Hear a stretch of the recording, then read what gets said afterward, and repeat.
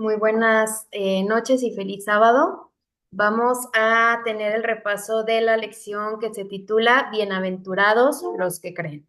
Y bueno, ya leímos el versículo central de nuestra lección que nos habla acerca de bienaventurados o dichosos o felices los que creen a pesar de no haber visto. Y nuevamente vamos a repasar esta lección que trata acerca de las personas que creyeron que Jesús era alguien más que una simple persona, un líder, un maestro. Creyeron que Jesús era especial y era el Hijo de Dios. Así que vamos a continuar aquí con nuestra presentación. Y bueno, es que en el libro de Juan nosotros podemos ver muchos testimonios, muchos milagros y a muchas personas que pasaron distintas circunstancias y en las cuales les hicieron creer, ¿no? Y dar experiencias de el testimonio de quién era Jesús. Y ahí podemos ver algunos de los versículos que nos hacen referencia a estas expresiones de cuando las personas reconocían que aquel hombre era Jesús y cómo expresaban acerca de eso, ¿no? Reconocían que este hombre era el Cordero de Dios, el Mesías, también mencionaban que era aquel de quien había hablado o del que había escrito Moisés, que era Rabí, hijo de Dios, también el Salvador del mundo, y bueno, todas estas menciones que nos hacen referencia de aquellas personas que entendieron quién era Jesús en su momento. Y bueno, dentro de Juan encontramos al personaje de Abraham, que es el ejemplo para todos, para nuestra fe, ¿verdad? Abraham pues no vivió en el tiempo de Jesús, pero Jesús sí lo menciona. Jesús menciona a Abraham como alguien que había creído en él muchísimos años atrás. Y fue aquel que creyó en Dios principalmente, fue aquel que con fe aceptó el llamado de Dios y gracias a esa fe especial que tuvo Abraham, esa fe, esa grande fe, esa fe le fue contada por justicia, como dice ahí, ¿no? Bueno, vamos a ver en Juan 8:56 que dice lo siguiente. Dice Abraham, o sea, son palabras de Jesús que estaba hablando, y dice que Abraham, el antepasado de ustedes, se alegró porque iba a ver mi día y lo vio y se llenó de gozo. Pero ¿cómo es esto posible si Abraham vivió mucho tiempo atrás? ¿Cómo era posible que habría aceptado o conocido acerca de Jesús? Bueno, pues fue mediante símbolos, mediante promesas que Dios le fue revelando a Abraham y de esa forma le fue como evangelizando de lo que iba a suceder muchos años más adelante, incluso que Jesús iba a venir de su simiente, ¿no? Entonces, una de las grandes pruebas de fe que tuvo Abraham fue el que se le fue indicado que ofreciera a su hijo, al hijo que había esperado con tanto amor, aquel hijo prometido, su amado hijo Isaac tendría que ser pues entregado, sacrificado, y eso fue una de las más grandes pruebas que tuvo un hombre como Abraham, y creo que es una de las más grandes pruebas de fe que nosotros podemos ver expresadas en la Biblia. Y más los papás, los quienes son padres y se pueden ver en el lugar, en los zapatos de Abraham. Ustedes que son padres pues podrán comprender cómo fue esta prueba y la obediencia de Abraham, ¿no? Pero, ¿qué significaba esta prueba? ¿Qué significaba el que Abraham tendría que dar la vida de su hijo?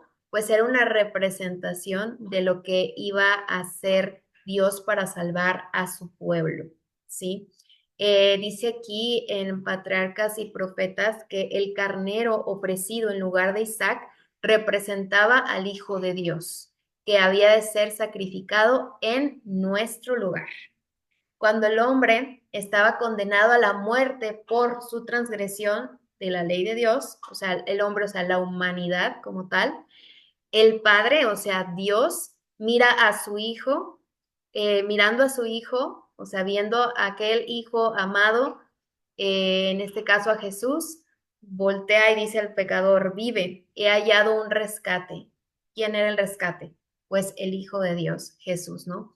Y es como estas representaciones, estos símbolos, pues Abraham lo comprendió cuando Dios le impide, pues obviamente, sacrificar a su hijo y pone en lugar de su hijo un carnero, quien representaba pues al Cordero de Dios, ¿no? Que iba a ser Jesús. Y así Abraham comprendió que Dios tenía un plan para la salvación de la humanidad. Y él decidió participar en este plan y él es un ejemplo de cómo debería de ser nuestra fe, cómo debería de ser nuestra obediencia. Eh, y cómo Dios desea que ese acto de fe que tuvo Abraham, nosotros también lo tengamos, ¿no? Principalmente, obviamente, Abraham creyó en que Dios iba a proveer a un Salvador y supo que venía un Mesías. Y cuanto más se les invita a los hijos de Dios a creer en lo mismo, ¿sí? A creer en que Jesús proveyó una solución para la humanidad.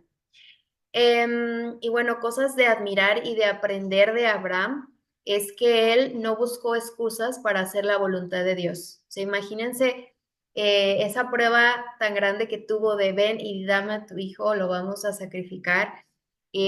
Durante los días en los que pues ellos estuvieron caminando hacia el lugar donde se iba a ofrecer el altar, el holocausto, donde iban a ofrecer a su hijo, pues imagínense todo lo que estuvo pasando en la mente de Abraham. O sea, él tuvo tiempo para razonar, tiempo incluso para dudar.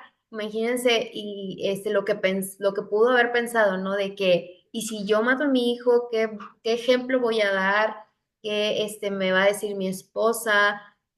¿Cómo se va a cumplir la promesa que me hizo Dios, ¿no? De que mi descendencia sería grande como las estrellas. Era algo que creo o que es un hecho que Abraham no se detuvo a estar dándole vueltas a eso, sino que él simplemente obedeció, pero él también era un humano como nosotros, tenía miedos, tenía pasiones, deseos, inclinaciones también como las nuestras, pero él puso siempre en primer lugar hacer la voluntad de Dios y no estar dudando acerca de si lo que él estaba mandando estaba bien o no estaba bien.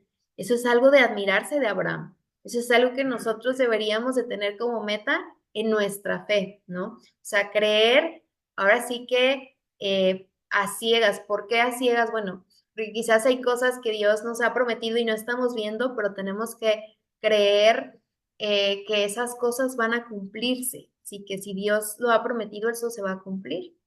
Así que aprender de Abraham a no discutir en nuestro corazón, a no dar cabida a esos pensamientos, a esa duda, porque Satanás pues se aprovecha, ¿no? Ahí ve una oportunidad y nosotros podemos abrirle esa puerta al enemigo de Dios. Entonces, aprender a simplemente obedecer, ¿sí? Eh, ¿Y cómo pudo ser esa fe de Abraham? Pues porque conocía a Dios, ¿no? Entonces, también si nosotros queremos tener una fe como la de él, pues tenemos que ponernos a conocer a Dios, o sea, dedicar tiempo, saber cómo es su carácter, qué es lo que hizo, qué es lo que va a hacer, qué hace, cómo trata con nosotros, cómo nos ama, o sea, todo eso, ¿sí? Abraham sabía que Dios era justo siempre, entonces a pesar de que lo que le mandó a hacer, pues no era del agrado de Abraham, o sea, no, obviamente no estaba feliz de que su hijo iba a morir, pues él sabía que Dios era justo y que si lo había pedido era por algo. Así que él conocía que Dios es justo en sus requerimientos y obedeció al pie de la letra. Creo que hay mucho que aprenderle de él, ¿no? Pero sobre todo, pues si hablamos en contexto de esta lección, es el cómo sin haber visto, o sea, al Hijo de Dios sin haberlo visto literalmente o físicamente, él creyó en Dios y creyó en esa promesa de salvación. Y gracias a su obediencia, pues se pudo hacer la voluntad de Dios y de ahí provino Jesús, ¿no? Y bueno, vamos a mencionar otro personaje que encontramos también como que él tuvo un encuentro con Jesús, un encuentro pues muy importante y una forma en la que vemos cómo podemos creer, pero a diferencia de Abraham, cómo a veces ponemos otras cosas en nuestra mente, otras prioridades y nos perdemos de la bendición de Dios, ¿sí? Y vamos a hablar acerca de Pilatos. Pues sabemos que él tenía pues la autoridad, el gobierno en ese momento cuando entregaron a Jesús y cuando querían que se hiciera justicia sobre Jesús para matarle. Pues sabemos cómo fue esta historia y aquí podemos resaltar que Pilato siempre supo que Jesús era inocente, ¿no? Los sacerdotes, los fariseos estaban queriéndole acusar y Pilato pues fue clave porque él tuvo que investigar y de hecho ahí en Juan 19 nosotros podemos leer cómo él pues hizo todo, no todo, ¿verdad? Sabemos que él pudo haber hecho algo más, ¿no? Para impedir la muerte de Jesús, pero bueno, así tenía que suceder. Pero intentó de muchas maneras que vieran a Jesús como inocente, porque él sentía que Jesús era inocente. Entonces, en Juan 19:4 vemos cómo Pilato sale otra vez y les dice a quienes lo acusaban. Dice, mire, aquí traigo a Jesús para que se den cuenta de que no encuentro en él ningún delito, ¿no? Y bueno, vamos a leer 19 del 4 al 6. Dice que salió Jesús llevando la corona de espinas y el manto de púrpura, y Pilato le dijo, he aquí el hombre. Cuando le vieron los principales sacerdotes y los alguaciles, dieron voces diciendo, crucificadle, crucificadle. Pilato les dijo, tomadle vosotros y crucificadle, porque yo no hallo delito en él. O sea, simplemente pues Pilato se lavó las manos, dijo, bueno, aquí está Jesús, yo no encuentro que sea culpable y al final, pues, se dio el veredicto, ¿no? Y pues, nosotros conocemos la historia, ¿no? Que Jesús, pues, fue crucificado. Pero vamos a detenernos un poco a pensar en cómo reaccionó este personaje. Em, en el deseo de todas las gentes tenemos mucha más información para comprender cómo es que Pilato tenía esas dudas, ¿no? Porque él, pues, siempre creyó que Jesús era inocente, pero no solamente eso. Aquí en esta parte del deseo de todas las gentes nos da un poquito más de luz a nosotros para comprender qué es lo que estaba pasando con Pilato. Sabemos que su esposa sí creía en Jesús como alguien más. Sabemos que ella tuvo un sueño también y en cierta forma Pilatos como que quería creer en lo que su esposa creía, pero también al tener un contacto con Jesús y al hacerle una pregunta, creo que Dios también estaba llamando al corazón de Pilato para que comprendiera con quién estaba, ¿sí? Porque aquí en Juan 18:36 vemos cómo Pilato hace una pregunta a Jesús, ¿no? 18:36 dice, bueno, en el 35, Pilato está hablando con Jesús y le responde, si soy yo acaso judío, tu nación y los principales sacerdotes te han entregado a mí. ¿Qué has hecho? Le pregunta Pilato. Y entonces Jesús le responde, mi reino no es de este mundo. Si mi reino fuera de este mundo, mis servidores pelearían para que yo no fuera entregado a los judíos, pero mi reino no es de aquí. Entonces Pilato le dice, bueno, pues ¿eres tu rey? O sea, si no eres de este mundo, pues eres rey de otro mundo. Y respondió Jesús, tú dices que yo soy rey. yo para esto he nacido y para esto he venido al mundo, para dar testimonio de la verdad. Todo aquel que es de la verdad, oye mi voz. Bueno, con esta conversación fue más que suficiente para que Pilato supiera que no estaba frente a cualquier hombre, ¿sí?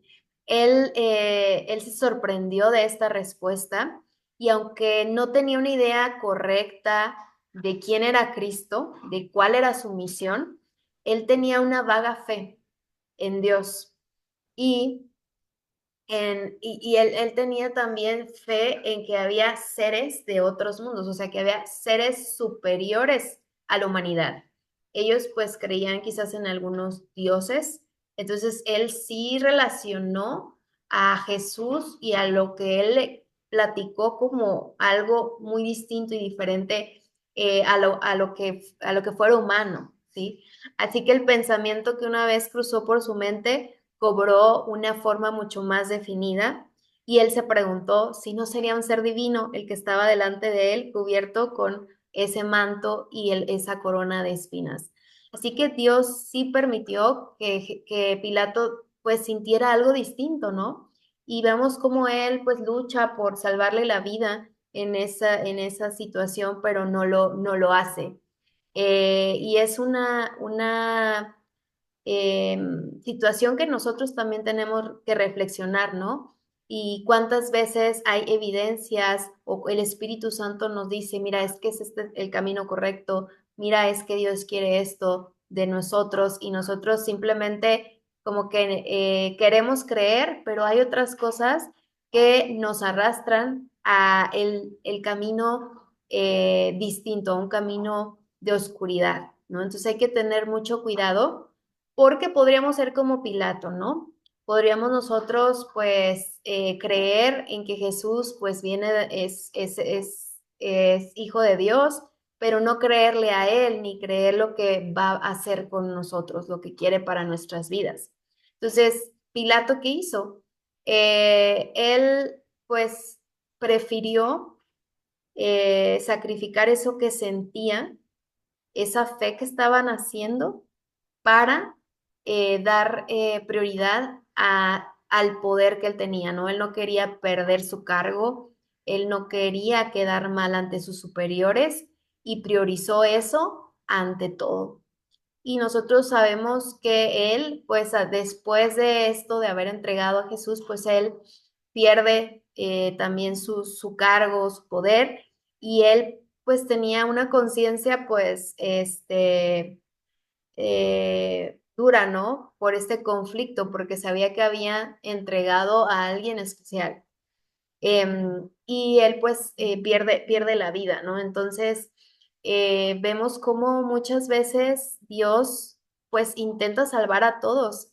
Dios intenta llamar a todos. Él está llamando a la puerta de nuestros corazones y somos nosotros quienes podemos cerrar esa puerta, incluso estando dentro de la iglesia. Entonces hay que tener cuidado de nuestras prioridades, de ver dónde está nuestra fe y que esa fe que pues siga creciendo y que tenga fruto y que no la paguemos buscando cosas que no son de acuerdo a Dios, ¿no? Aquí vemos cómo después de la crucifixión de Jesús, Él se quitó la vida y pues dice que asimismo todos los que transigen con el pecado no tendrán pesar, sino pesar y ruina. Entonces, hay camino que para el hombre parece como derecho, pero su fin es camino de muerte. Entonces, hay que tener cuidado de no caer en lo que pasó con Pilato, ¿no? Que él creyó en un inicio, pero apagó esa voz de Dios y nosotros podemos apagar esa voz del Espíritu Santo y dejar de creer y hacer pues lo contrario a lo que es la voluntad de Dios. Y luego también en la lección encontramos otro testimonio que es referente a una mujer que es María. María, la hermana de Lázaro, de Marta, y vemos una escena donde María pues hace algo especial con Jesús, ¿no? Probablemente porque estaba agradecida, porque reconocía que Jesús era más que un hombre, era más que su amigo o el amigo de la familia, ella estaba agradecida y ella reconocía que Jesús pues era el Mesías, su Salvador, era alguien que merecía pues adoración, ¿sí? Quizás no entendía claramente cómo, pero sabía que estaba ante el Hijo de Dios, ¿sí? Y vemos en Juan 12 cómo estaban, Juan 12 capítulos, versículos 3 al 5 dice que estaban en 6 días antes de la Pascua, cuando vino Jesús a Betania, donde estaba Lázaro, el que había muerto y que había resucitado. Entonces acaba de pasar también esa situación. Y entonces, en el versículo 3 dice que María toma una libra de un perfume de nardo puro que era de mucho precio, o sea, era un perfume muy caro, que ahí la lección nos decía que equivalía al salario anual de una persona. Entonces, imagínense, era un perfume muy especial, o sea, no era cualquier perfume. Así que ella toma ese perfume y unge los pies de Jesús y los enjugó con sus cabellos y como este perfume pues era de nardo y era un perfume pues muy especial, dice que la casa se llenó de ese olor. Ujú. Y bueno, ¿qué pasó después? Pues todos los que estaban ahí se empezaron a dar cuenta de lo que estaba pasando por el olor de este perfume y Judas, el famoso Judas traicionero, eh, pues él hace una observación, dice, ¿por qué ese perfume pues fue desperdiciado de esa forma? Prácticamente eso dijo, ¿no? En vez de que lo hubieras vendido y hubiéramos ayudado a los pobres con ese dinero, pues para Judas su expresión fue que había sido un desperdicio eso que había hecho. Pero entonces Jesús, conociendo el corazón de Judas, conociendo también el corazón de María, sabiendo por qué María estaba haciendo eso especial para Jesús, pues les dice que, dice en el versículo 7, déjala, para el día de mi sepultura ha guardado esto, porque ese perfume era para cuando Jesús muriera, ¿no? Porque a los pobres siempre los tendréis con vosotros, mas a mí no siempre me tendréis. Jesús valoró mucho el acto que tuvo María. María no sabía que Jesús pues estaba pues próximo a morir, ¿no? Pero lo hizo y lo hizo, fue un acto de adoración, un acto de agradecimiento, un acto de devoción de María hacia Jesús en vida, ¿no? Reconociendo cuánto lo apreciaba y cuánto estaba agradecida por lo que había hecho por su familia, por Lázaro. Y esto es una muestra de cómo muchas personas pues reconocieron que Jesús era especial, que Jesús era el Mesías y esta fue una forma de demostrarle el amor hacia Jesús de esta que tenía esta mujer. Y aquí en el deseo de todas las gentes también encontramos este mayor significado, nos explica un poco más acerca de que este acto para Jesús también fue pues muy importante y que porque fue en vida, ¿no? Él pudo ver cómo María pues estaba agradecida con él y fue un acto de devoción que Jesús cuando estuvo ya en los últimos momentos, en la gran prueba que tuvo, pues se acordaba de este acto como un anticipo del amor que le tributarían la gente que creyera en él, ¿no? Como su Salvador. Así que bueno, vemos otro testimonio de cómo Jesús logró impactar la vida de las personas con las que se rodeaba y pues también el libro de Juan termina con este propósito, ¿no? Dice que Jesús hizo muchas otras señales, ¿sí?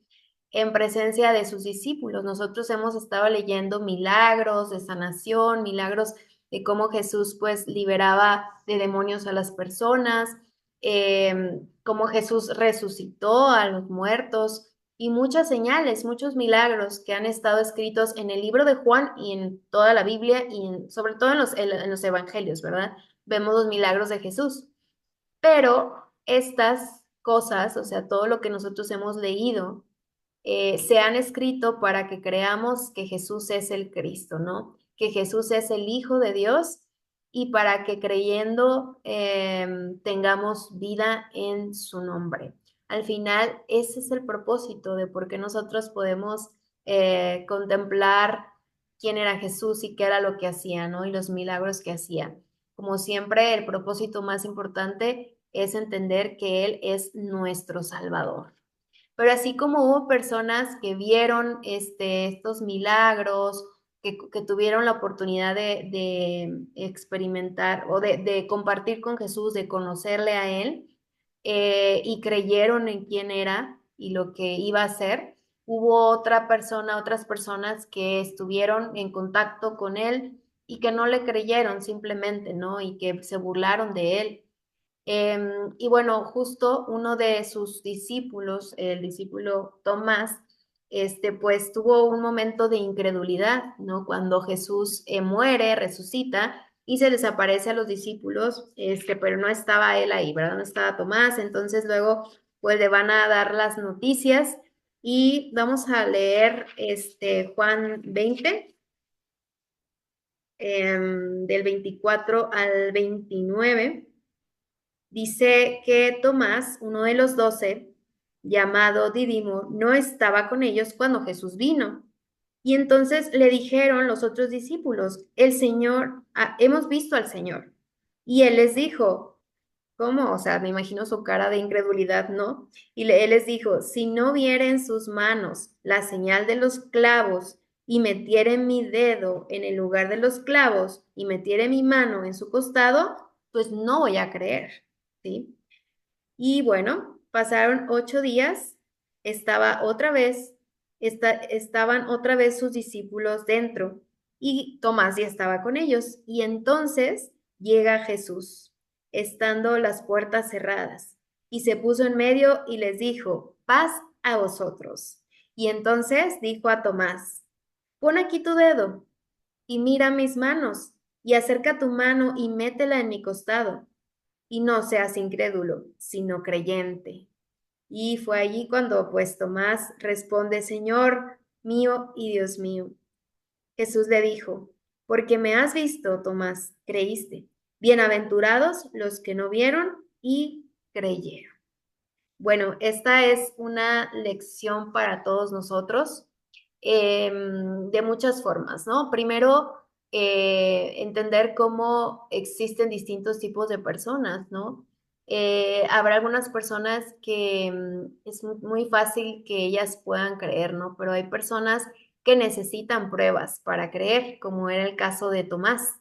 Y nosotros podemos juzgarlo y decir, bueno, pues que no estás viendo que todos los discípulos te están dando la noticia, ¿cómo es posible que no creas, no? Podemos nosotros pues decir que Tomás, la reacción de Tomás pues fue negativa. Sin embargo, Jesús supo cómo actuar con él, ¿no?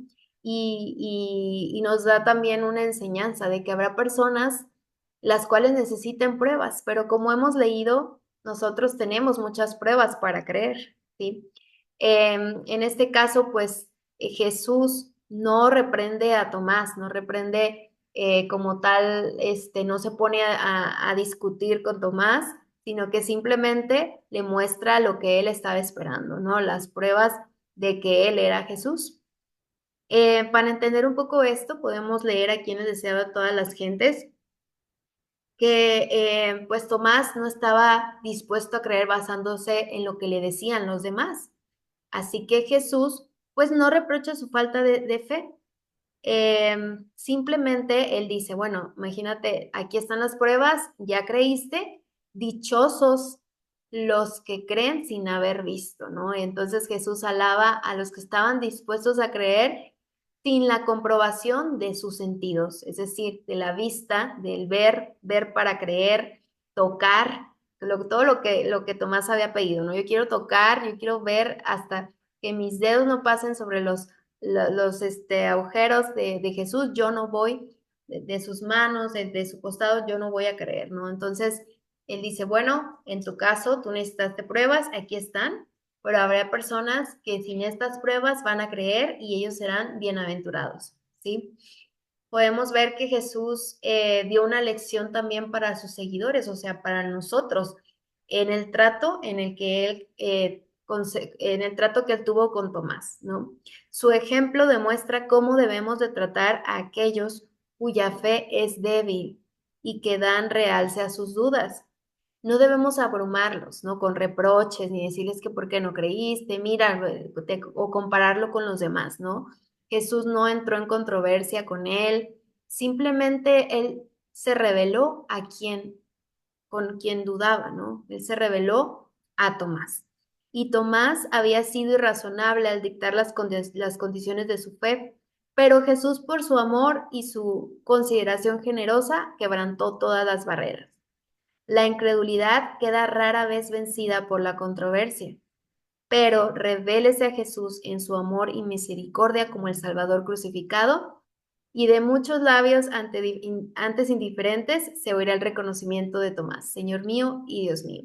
Así que es una invitación para nosotros, para saber cómo tratar a aquellas personas que se resisten a creer, ¿no? Que es muy difícil para ellas el creer y nos enfrentamos, yo creo, a muchas personas que se les hace muy difícil creer en la Biblia y nosotros queremos hacerlos entender y convencerlos con la Biblia.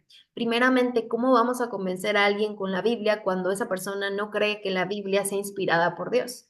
Así que hay que ser más inteligentes, hay que pedirle sabiduría a Dios para saber tratar con estas personas y no entrar en controversia, no entrar en discutir cosas que no van a llevar a ningún lado.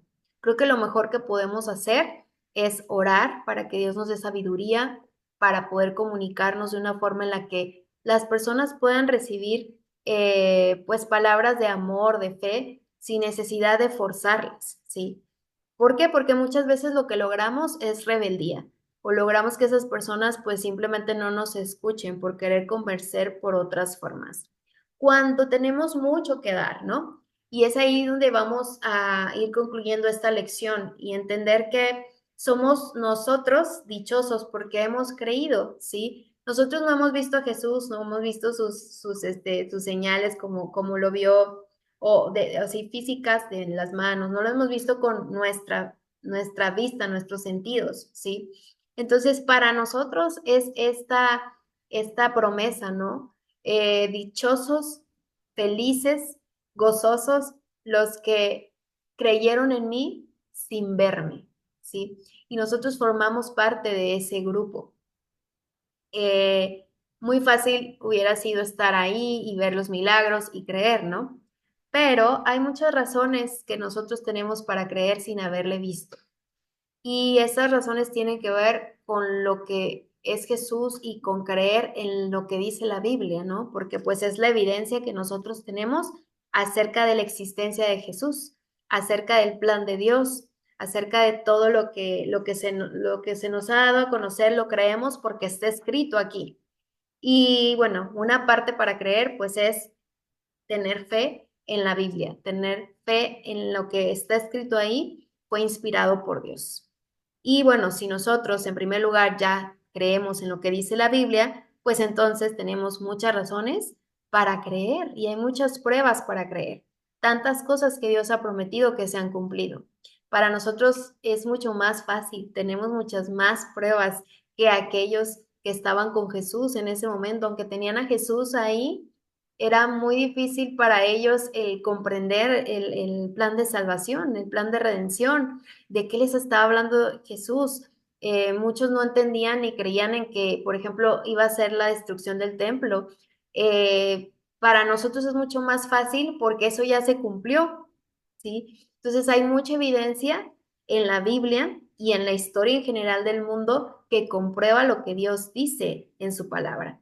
Y por eso es que para nosotros debería de ser mucho más fácil. Pero como les digo, lo principal es creer que la palabra de Dios, que la Biblia es su palabra, ¿sí? Porque entonces eso es como la entrada a todo lo demás. Y otra forma en la que nosotros podemos tener más razones de creer, pues es que se ha conservado la Biblia a pesar de tantas amenazas de destruirla. Tenemos la Biblia después de años, ¿verdad? tantas amenazas que tuvo de quemar todas las Biblias y bueno, la Biblia permanece y es traducida a muchísimos idiomas y también el hecho de que exista la religión cristiana, ¿sí? Los seguidores de Jesús eran un grupo muy pequeño que fue perseguido por muchos años, ¿sí? Y que según todos los criterios humanos, pues este grupo de personas pues debería de haber desaparecido, pero no lo hizo y no lo hacemos y estamos nosotros presentes. Aunque sintamos que somos minoría, estamos aquí y Dios ha preservado su palabra y eso es otra muestra de otra evidencia de nuestra fe. Así que no hay excusas para nosotros que creemos en la Biblia para no tener esa fe y no creer en Dios, ¿no? Pero lo más importante es que tenemos, lo más importante, lo que tenemos que compartir, y esto es importante hacerlo cuando vemos que hay como negación de la Biblia, ¿no? Decir, ay, no, es que la Biblia es escrita por hombres, yo no voy a creer en ese libro, ¿no? Y que entonces, ¿qué poder tenemos a nuestro alcance? ¿Qué podemos usar para nosotros poder, pues, compartir a Dios, compartir sus promesas?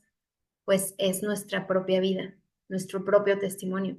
Así como los testimonios que leímos nos llenan de motivación cuando leemos acerca de Abraham, de lo que hizo, cuando leemos acerca pues de varios profetas o cuando leemos y vemos la fe de Pablo, de Pedro, de Juan, o vemos los milagros, como Jesús resucita a Lázaro, vemos cómo responde María, vemos también de María Magdalena y nos sentimos motivados y nos sentimos motivados por ese testimonio, por eso que nos están contando. Bueno, pues nosotros tenemos una historia con Jesús, ¿sí?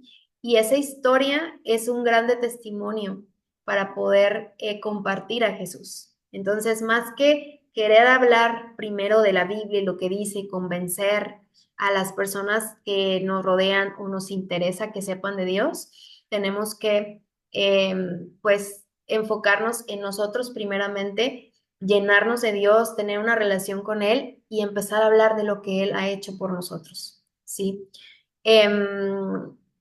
Cada uno de nosotros a nuestra manera y a partir de nuestra propia relación de Dios tenemos una historia que contar. Y esa historia quizás no es tan espectacular como esos testimonios o como estos milagros que hemos leído, pero como es una historia verdadera, eso tendrá impacto en nuestra vida y las personas que nos rodean pueden ver esa historia. Y esa historia es nuestra principal herramienta, cómo Jesús nos ha ayudado. Y eso nos puede ayudar también a que otros vean a Jesús, a que otros tengan curiosidad de preguntar qué ha pasado, ¿no? Entonces, esta lección pues nos ayuda a entender que hay distintos tipos de personas que pueden reaccionar a la palabra de Dios.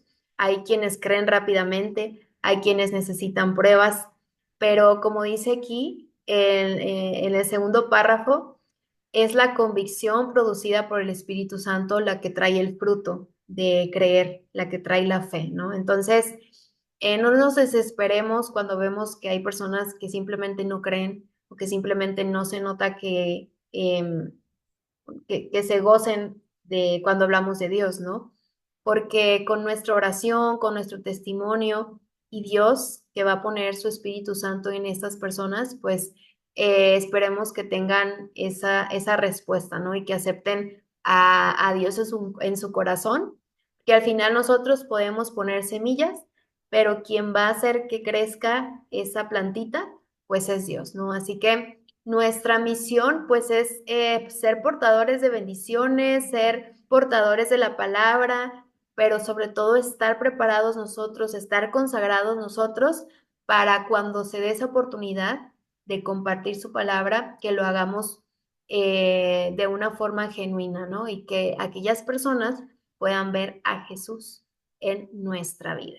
Así que bueno, vamos a mantenernos estudiando y también pues les invitamos a seguir estudiando la lección porque pues todavía hay mucho más que aprender y que aprender del libro de Juan. Así que pues vamos a dedicar más tiempo en el estudio y pues voy a terminar con esto. Que Dios les bendiga.